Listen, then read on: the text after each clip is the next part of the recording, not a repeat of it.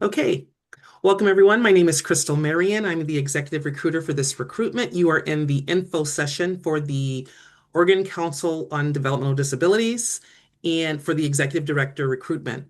I want to welcome you all for taking the time to join us to be able to get information regarding this process as well as the position.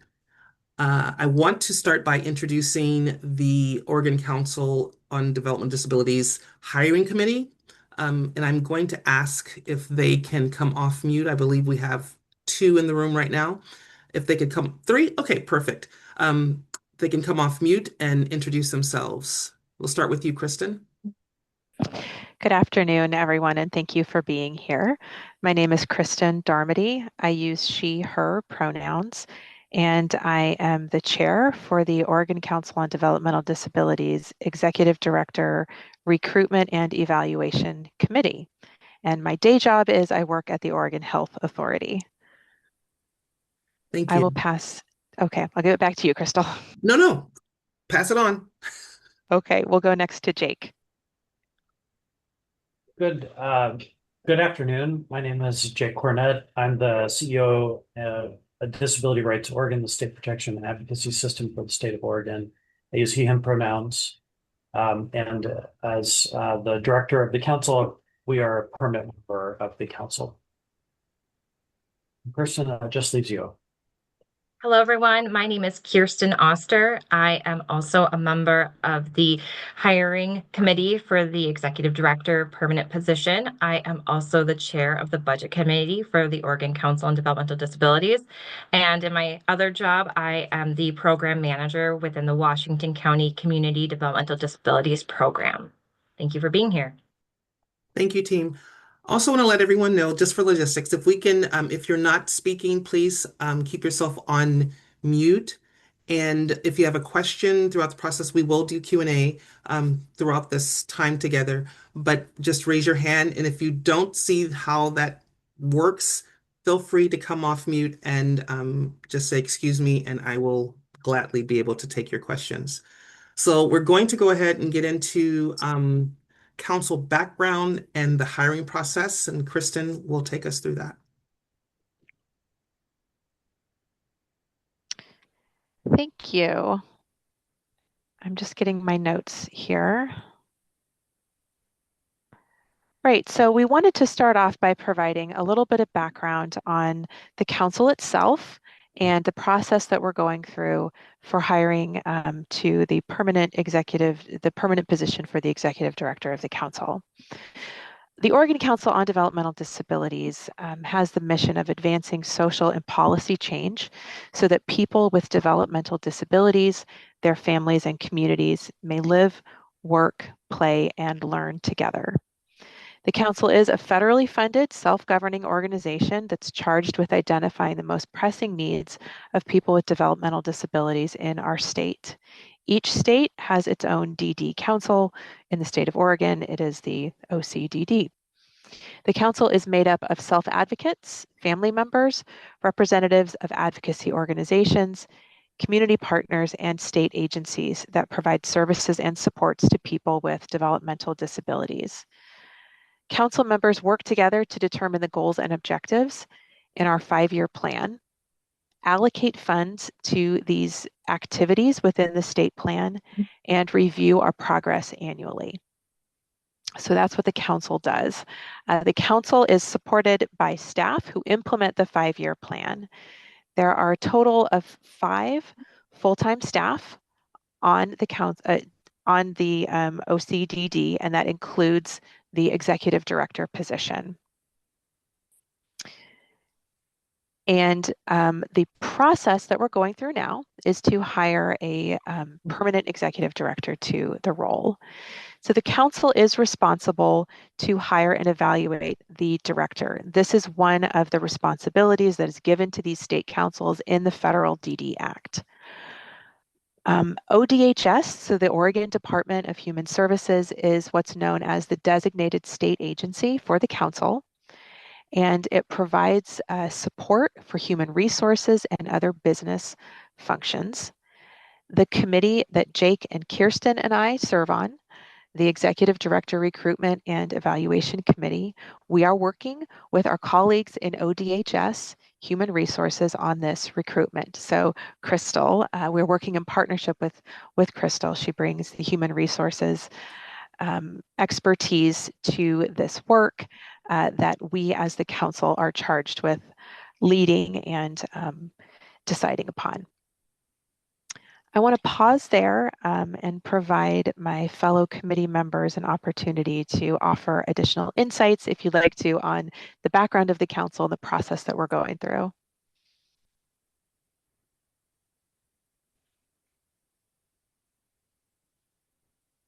So I'd like to just, if I may, as a member of this committee, my name is Joe Carroll.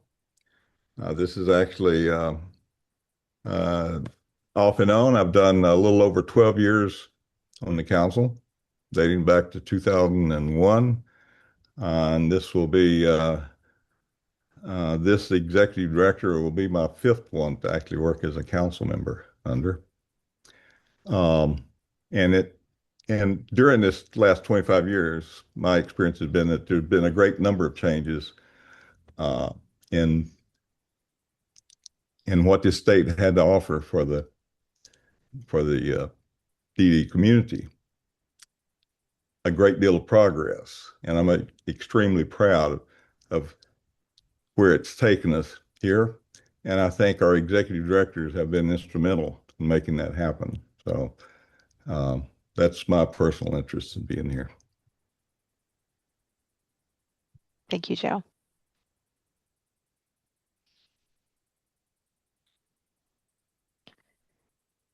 Crystal, will you remind me what we are talking about next? What is our next item to address? Yes, sorry, I didn't know if Kirsten or Jake had anything to add. I want to make sure before.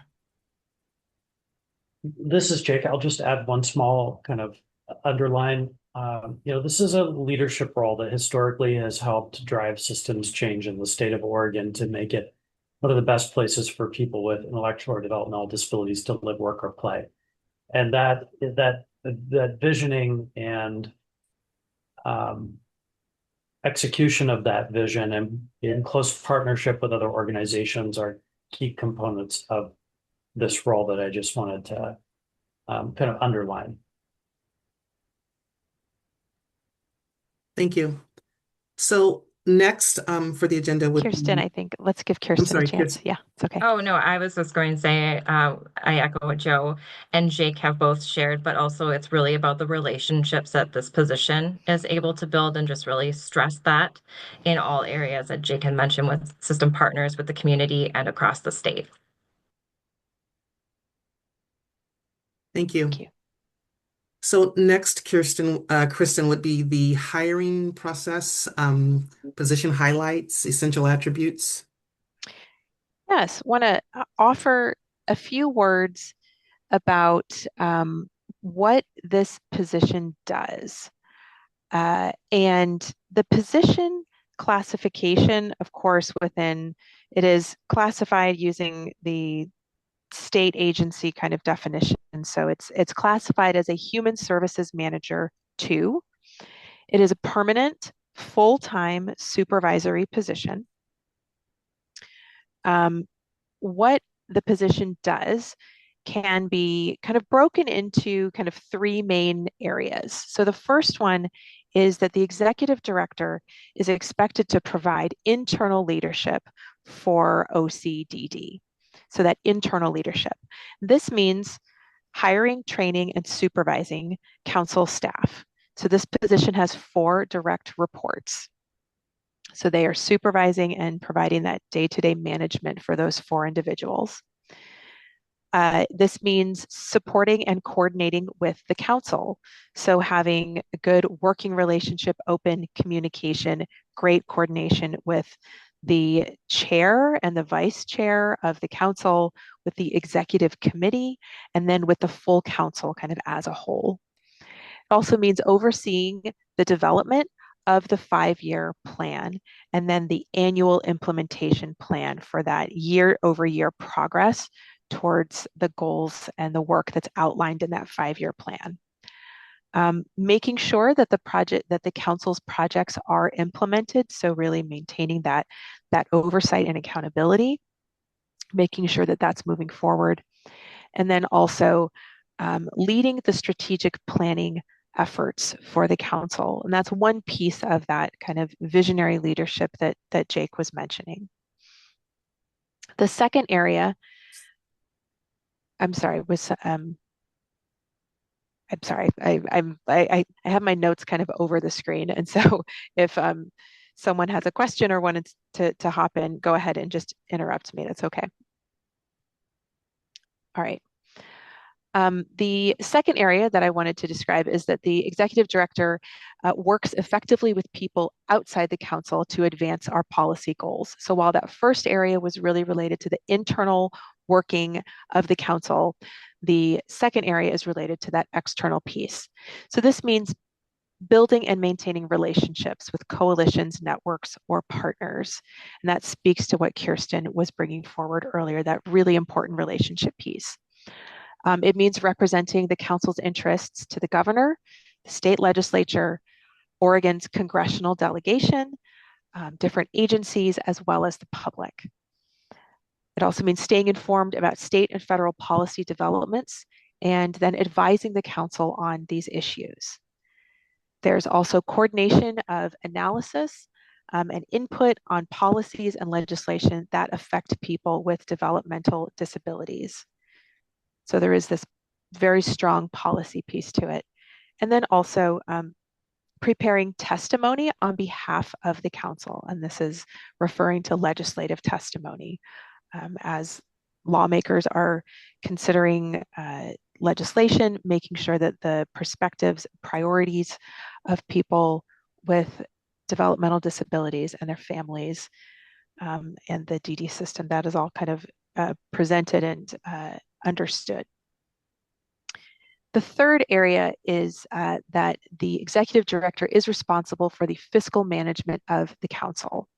So this means supervising the development of the council's annual budget and financial reports, being responsible for spending and contracts that the council engages in, and then seeking grants and other funding for the council beyond just the money that is received through the Federal Administration for Community Living. So that is kind of the large overview. We have our internal management, we have that external relationship, partnership, policy, advocacy, and then the financial piece, accountability there. And I'll go ahead and share also, since I've got the mic, a little bit about the essential attributes that we're looking for in this position. So there are a few areas, and this was also shared in listed in this job announcement, but these are the really important attributes that we are looking for in candidates for this role. First is strategic and operational leadership. And so this is a visionary role. This is an executive level leadership role. It requires real strategic thinking. It requires that accountability and oversight, organizational management, real transparent leadership. And so both on the overarching level as well as that day-to-day operational management piece. We're looking for mission-driven and values-based leadership. So a real deep commitment to strong understanding and embodiment of disability rights, inclusion, person-centered practices, and then not only having that commitment, but then turning that commitment into action with the alignment of decisions to the core values of the council.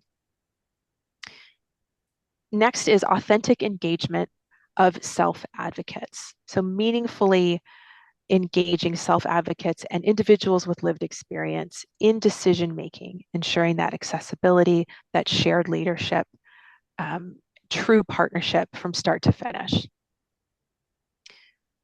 We're also looking for policy and systems advocacy.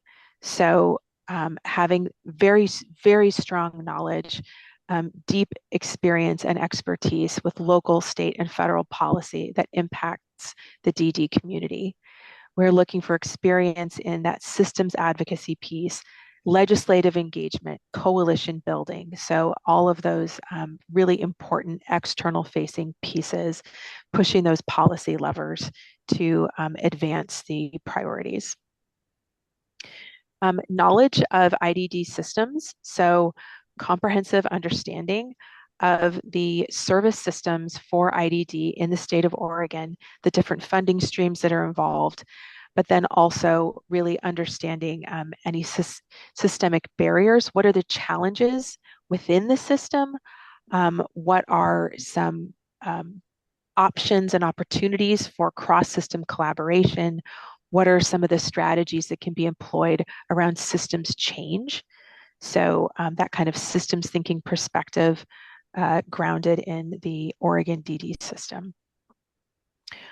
We are also looking for equity and statewide perspective.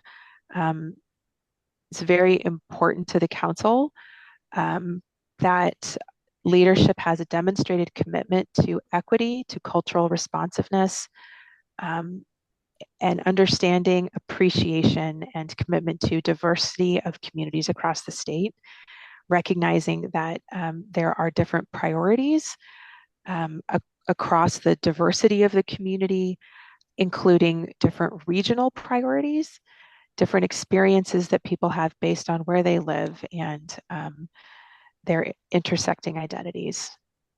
And then the final area where we would like to really highlight is around collaboration and communication. So we're looking for someone who is highly skilled at building relationships, who is very skillful at communicating, who can bring partners together, really build trust, manage conflict well, and also communicate really clearly and effectively the different complex issues that the council deals with to a variety of audiences. And that's kind of the list of the essential attributes that we really want to highlight as very important for as we're looking to hire for this position.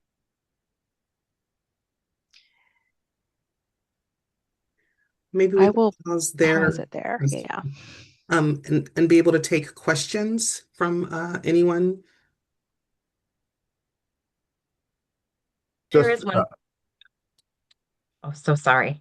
I was just going to say that there is one piece that I wanted to include, and that's the fiscal piece, being the budget chair, is that it is a really complex budget, even though there's only one current federal funding stream, but it's very limited. And so being able to make the most impact with the limited budget is also really important, and being able to translate that and communicate that to a variety of folks to be able to understand is very important.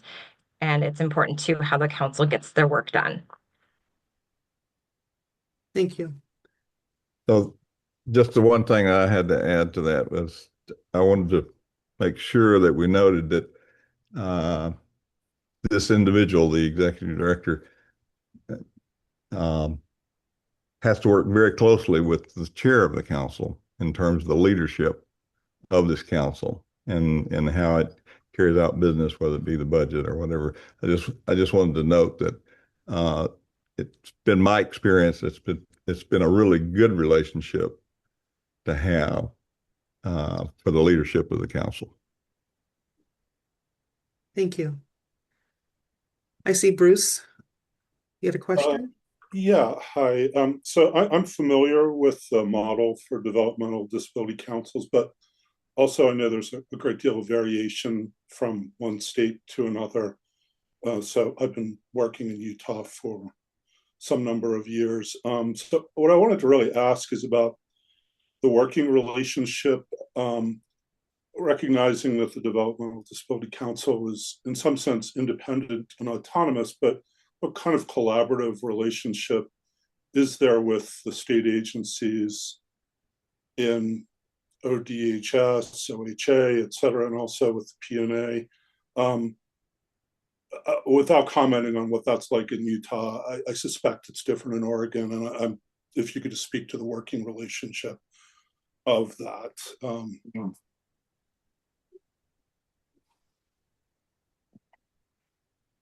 I'm happy to start that.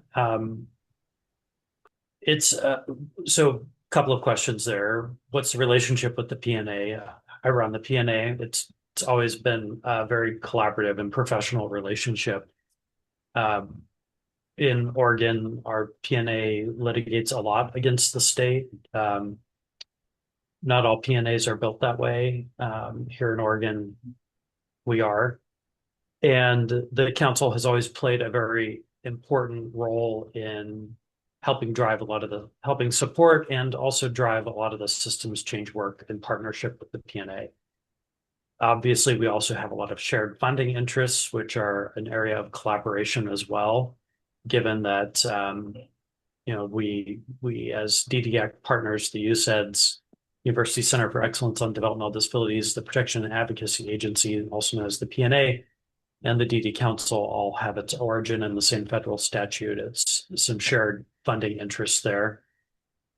And then in terms of state agencies, it's been a collaboration is in the blood in Oregon. So there is oftentimes very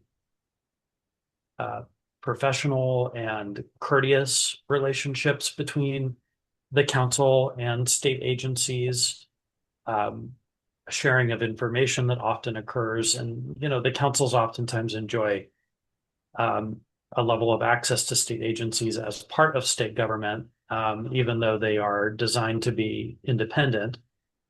They still sit within it, and that allows a certain level of access that is beneficial to the Oregon Council on Developmental Disabilities, but also the partners who are a part of the council itself. Thank you. I will just say one last thing. There is always, with almost every effective council, there's also a little bit of tension that does exist because we are independent for a reason. And it's really meant to be an advocacy entity within the state government. So there is that tension that always exists, but people in Oregon generally collaborate pretty well, and that's true in state government in relationship to the council. Thank you, Jake. I see a question in the chat. Are there any forecasts for this particular initiative's federal funding stream over this next 5 years due to recent federal changes to Medicare and Medicaid?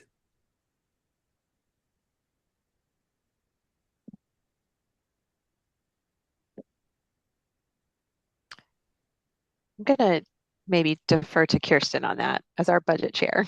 So what I can say is that currently we just received the award for this continuing fiscal year, and it has just remained flat. There is some discussion about some federal level advocacy within the different executive directors of the state councils, but so far and for the previous, I believe it, Joe knows, 7 years, it has remained flat, even with the increase of people accessing DD services in Oregon.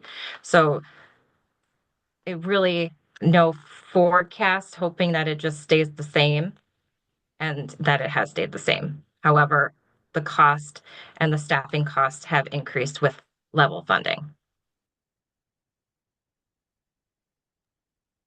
Thank you. Can I just add one thing to that?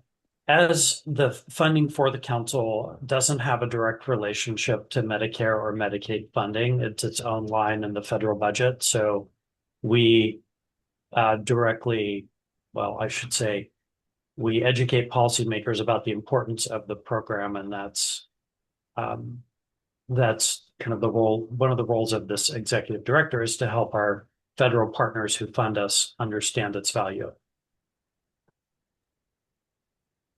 Yes, Amy?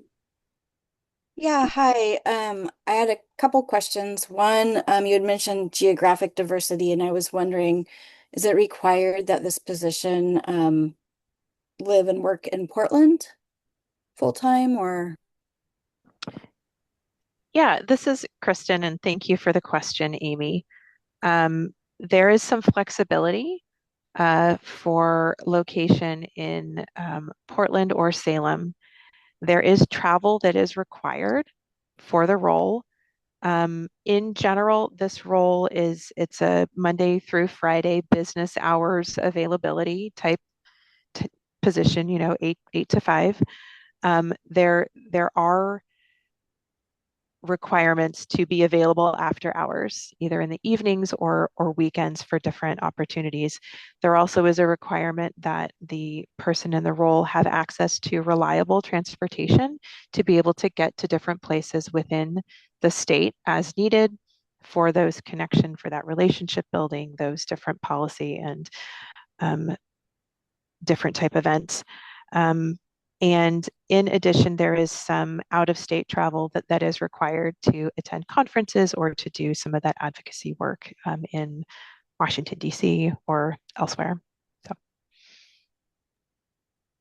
would also comment that the proximity to Salem is important because there could be times that this position is called to testify during legislative session, and that can sometimes be a window within 2 hours of Yeah. having to be there. And can I ask my second question was, is there any grant making for additional funding for the OCDD, or is it strictly the federal funding? the council is, well, actually, I'm going to be quiet and let Kirsten answer. Are opportunities for the council to explore different grant options, but within the bylaws and federal funding, we need to be cautious on what those are. There are specific types of grants, specific types of funding streams that we can apply for, but others that we cannot. So it needs to be thoroughly vetted before applying. Thank you. I see Sarah's hand. Yes, hi, thank you. Thanks for the description that you've provided. I'm curious where the pressure points are. Like, this is obviously a very high level position within the state, needs to be very forward thinking and strategic. And so, yeah, I would love to hear from the council members just where you see the challenges or pressure points, or kind of like where's the steep hill climb for the whoever stepping into this position.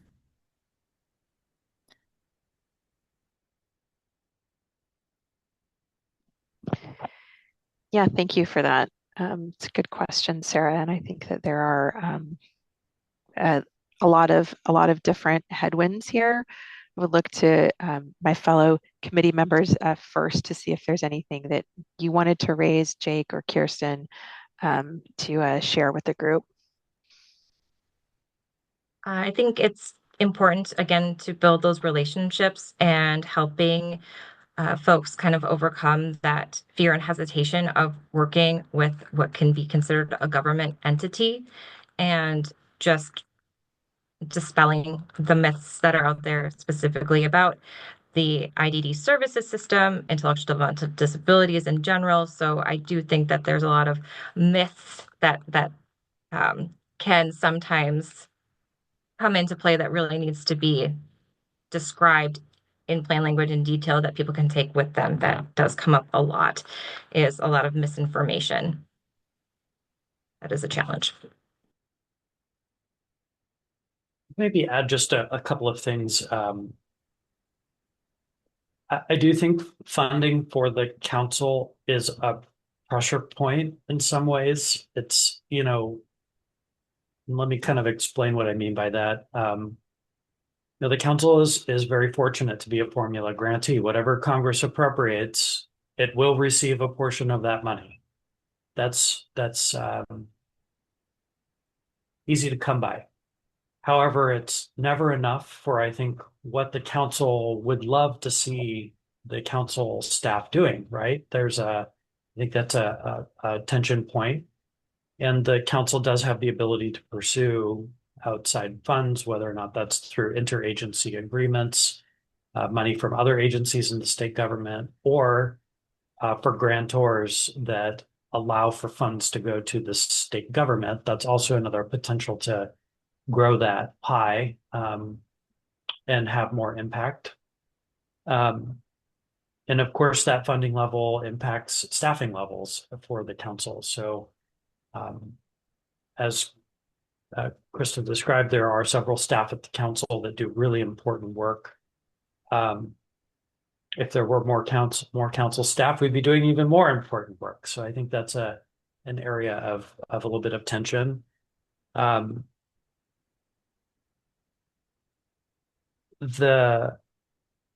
There's always a balance. The other item I would mention is there's always a balance for the council between striking the balance between what are we doing to proactively make Oregon a better place for people with intellectual and developmental disabilities versus responding to crises that have been created.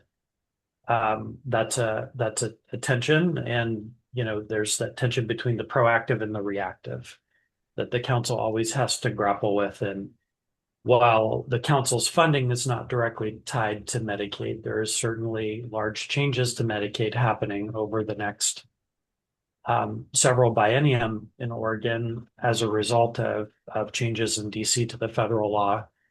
And the council's going to have to play a role in helping drive some of the discussion of how those changes occur in the state of Oregon and influencing that, because they will impact in every state home and community-based services that the community of people with intellectual and developmental disabilities rely on. So there's a balance there between the reactive and the proactive that I think is a tension area. And then the final thing I wanted to say, the third item is, it's a diverse council. It's got people whom are self-advocates. It's got people who are professionals. It's got advocacy organizations and other external partners. It has a number of state agency partners who sit on the council. That's a really diverse group of people to support. And that is a challenging component of the council's work always, in making sure everyone is getting the right level of support they need to have the most effective council possible.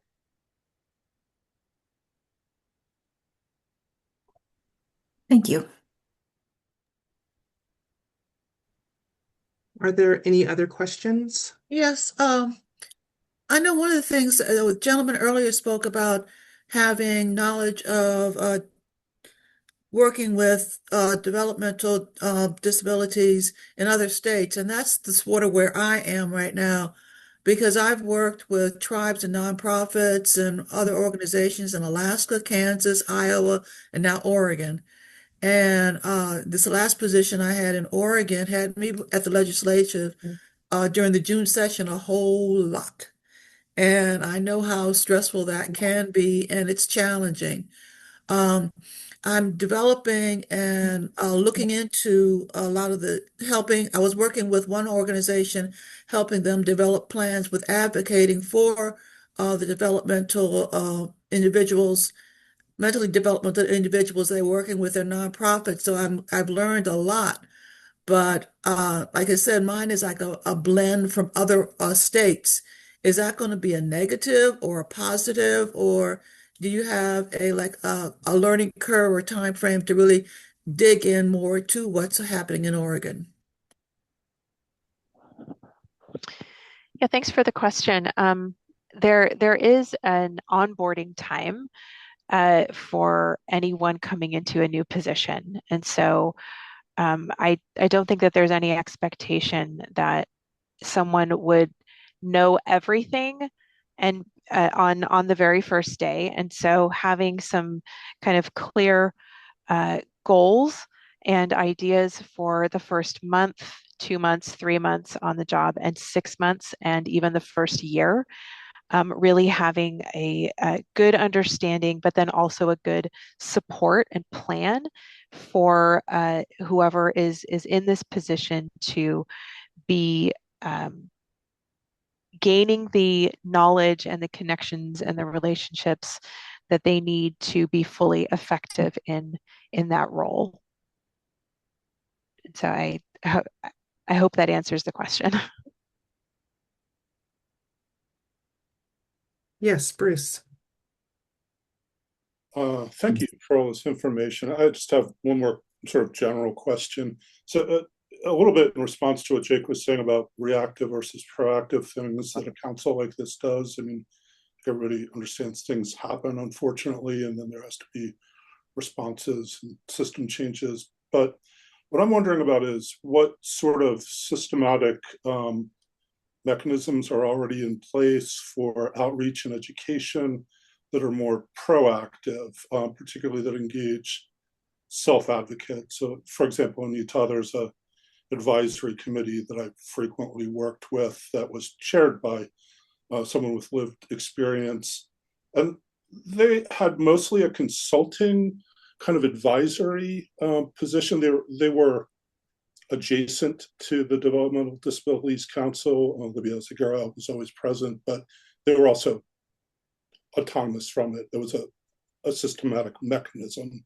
And I'm wondering if there's anything like that currently in place, generally to create better environments for people with disabilities rather than responding to, catastrophic events that unfortunately happen.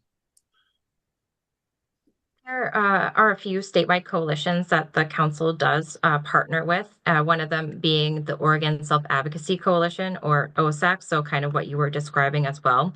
And then there are also different coalitions that involve the case management entities that are involved in the case management systems and IDD service systems as well. But Jake might be able to describe more about that. But in general, yes, there are a lot of state coalitions that this council also works with.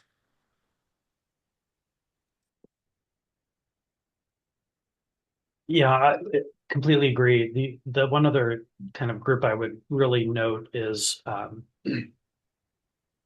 there's a nonprofit called the Developmental Disability Coalition, Oregon Developmental Disability Coalition, that is very focused on policy related issues, that the council plays a very large role in helping drive a lot of what happens through that coalition. So that's a coalition that exists that includes people with lived experience. The other thing I'll just note is our council has a very long history, and this is, I understand, somewhat unique among many other states, of having people with intellectual or developmental disabilities leading the council itself as chair, vice chair, and in some cases, both chair and vice chair at the same time. That is not something common amongst most states. So there's always a very strong self-advocate role in the council's work. Thank you. Lance? Hi, yes, thank you. I actually wanted to hear a little bit more about what the fiscal or financial transparency audit process, what that kind of looks like, both for this position and for the OCDD at large.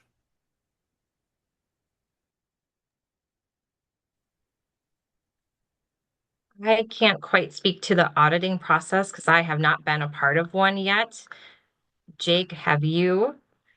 Yeah, Okay. I can address the audit part. So the Oregon Council on Developmental Disabilities is not a private nonprofit, so it's not subject to the same audit requirements as federally funded nonprofits that receive as much money as the council. The state that has its own fiscal controls in place that are provided to the federal government, and so that's the fiscal control component that's in place in lieu of independent audit firm doing the work.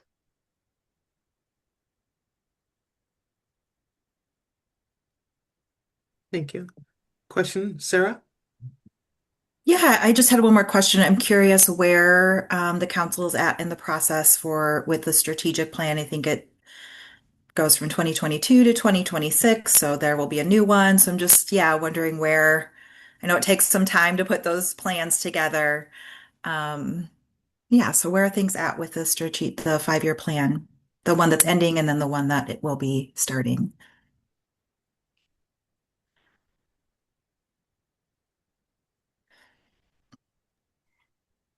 So to speak to the 5-year state plan, which is not which I understand to be a little bit different from a strategic plan. So if I'm off base, let me know. Right. Okay. So the council has been engaged in a process to identify priorities and put together the 5-year plan now for, I mean, I believe that the process began last summer with some community engagement and survey opportunities, really speaking to people in the community. There is a committee of the council that is uh, focused only on developing the 5-year plan. That plan is going to be in a draft form, and I'm sorry, I may be messing up the timeline a little bit, so I'm looking to my fellow council members to help me out here.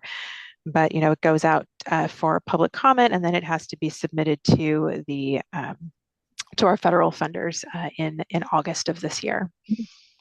And so I'm looking to my fellow council members to sketch in a few more details there, but that process is well underway. So I'll just add, Kristen, that you've done a good job of describing that process, and it's undertaken by a committee that pretty much stays focused on the 5-year plan from start to finish. Um, so we have a pretty big effort in making sure that we bring in information from folks from all around the state of Oregon to develop our 5-year plans.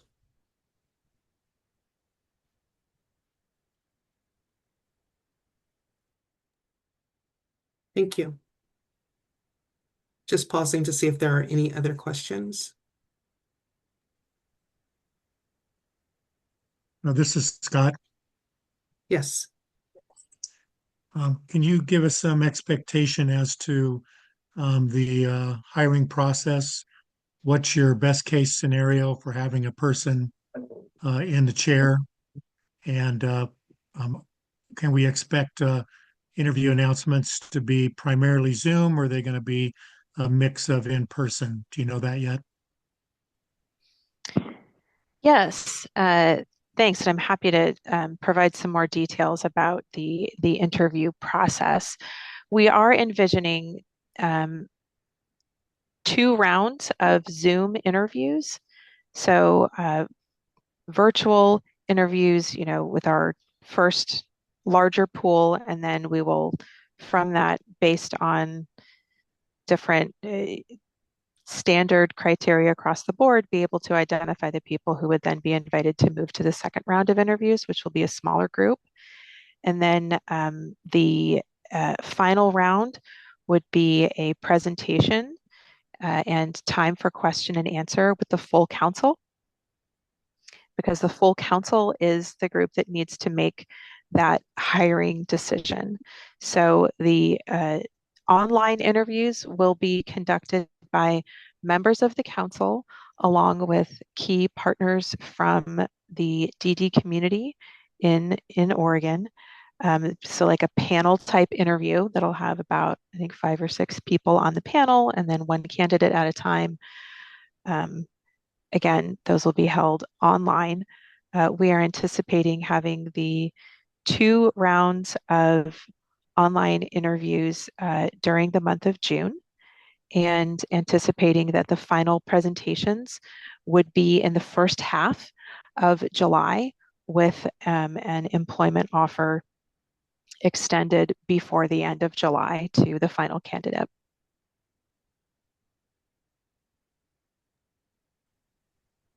Thank you, Kristen. There was another question. I think Nate indicated had a question. Yeah, thank you, Crystal, for wrangling us. I appreciate your help today. So I just really want to say I appreciate the time to get to speak with a lot of you of the council. Hearing so much how many of you have been involved in this council in various iterations over the years or different versions of this, and that so many of you are, this is your side gig, which this is a heck of a side gig, guys. I was just kind of curious as we're gearing up for this next 5-year plan if there's anything that is exciting to you guys, whether it be something you feel like is being built on from the last round of this, or just something you always look forward to in this next 5-year process. I'd love to hear just kind of that qualitative report.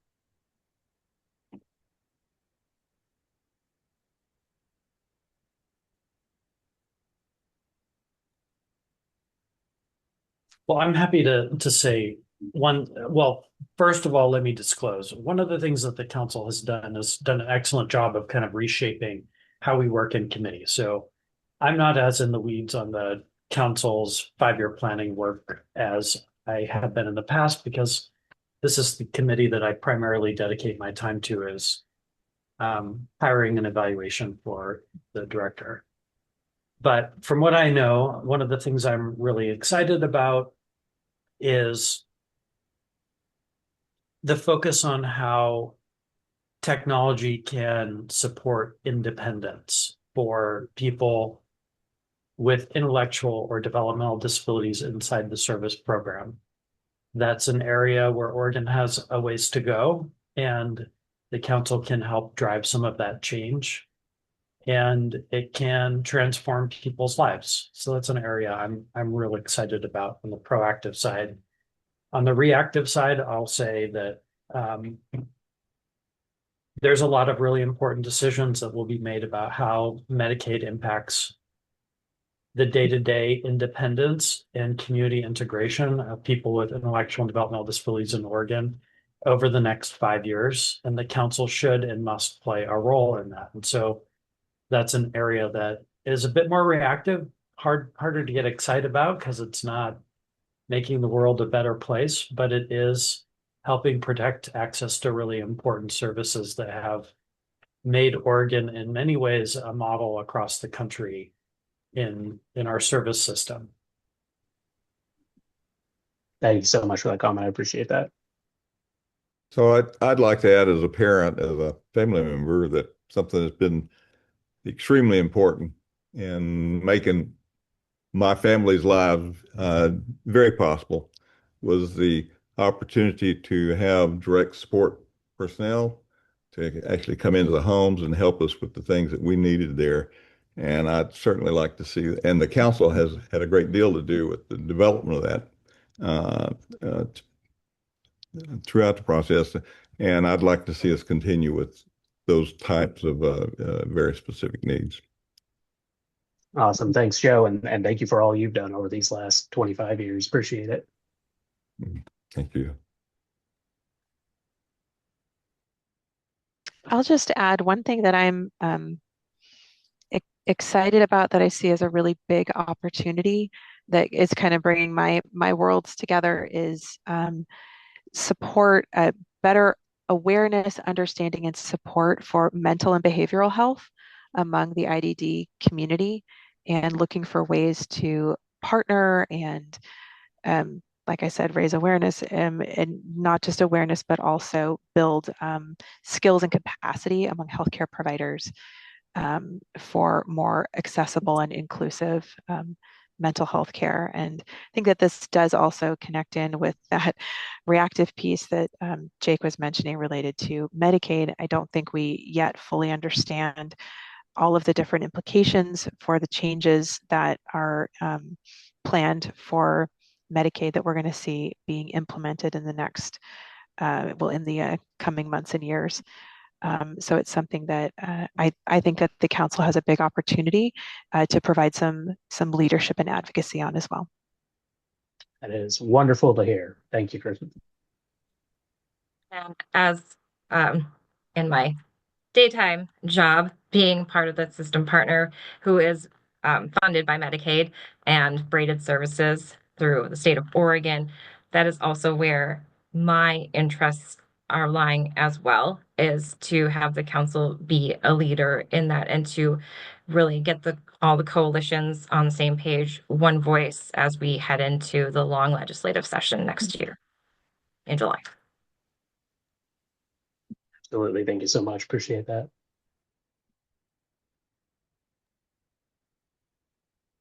Just want to make sure that there are no other questions. I don't see anything else in the chat. So just a reminder about the process, this recruitment will close. Applications need to be in before 11:59 p.m. on May the 13th. That's the deadline for the position. After which we will begin the process, as Kristen stated. Interviews will begin in June. And then I will send a timeline out along with this recording to everyone that has gathered today.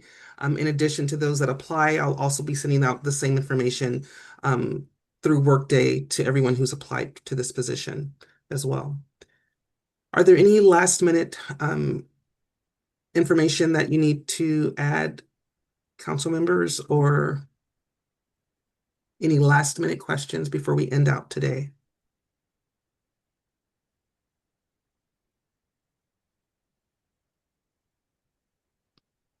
I see some thank yous. Thank you. I also want to thank our ASL interpreters, our Spanish interpreter, and our CART interpreter as well. Thank you for your time today. If you have questions later on, my email address is listed on the job announcement, but I will put it in the chat right now. I should have done that.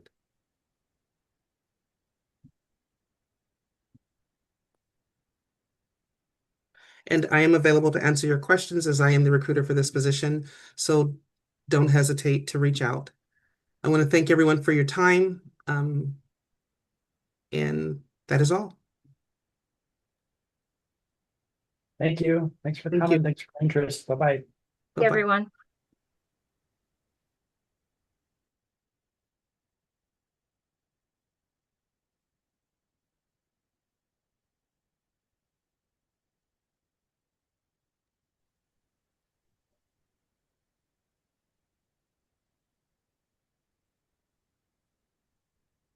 Thank you, Melina.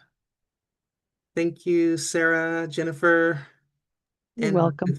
Appreciate you. Thanks, everyone. Have a good day. You too.